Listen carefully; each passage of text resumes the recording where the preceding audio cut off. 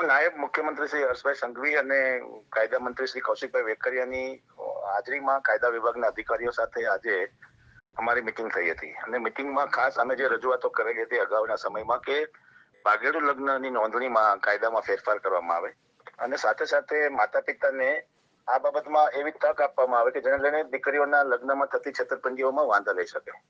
તો સરકારે આજે અમારી વાત સ્વીકારી છે અને એ બાબતે ટૂંક સમયમાં કાયદો બનશે એવું અમને આશ્વાસન આપવામાં આવ્યું છે અને સારી ડિટેલમાં તમામ ચર્ચાઓ થઈ છે. સાથે સાથે બોગસ લગ્નની નોંધણી જે અત્યારે ગુજરાતમાં થઈ રહી છે એવા જે કિસ્સાઓ સામે આવ્યા છે એમાં રાજ્ય સરકાર પોતે જ સુઓમોટો દાખલ કરી અને ફરિયાદી બને એવી અમારી રજૂઆત હતી ને એમાં તાત્કાલિક માન્ય ગૃહમંત્રીશ્રીએ નાયબ મુખ્યમંત્રીશ્રીએ આદેશ આપ્યા છે અને એમાં અત્યારે આરોપીઓને ધરપકડ કરવાના પણ આદેશ આપવામાં આવ્યા છે.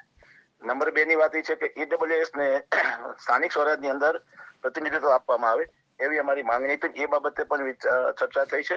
એના બાબતે અમને સરકારશ્રીએ ટૂંક સમયમાં ફરીથી મળવા માટેનો સમય આપશે એવું અમને કહેવામાં આવ્યું છે.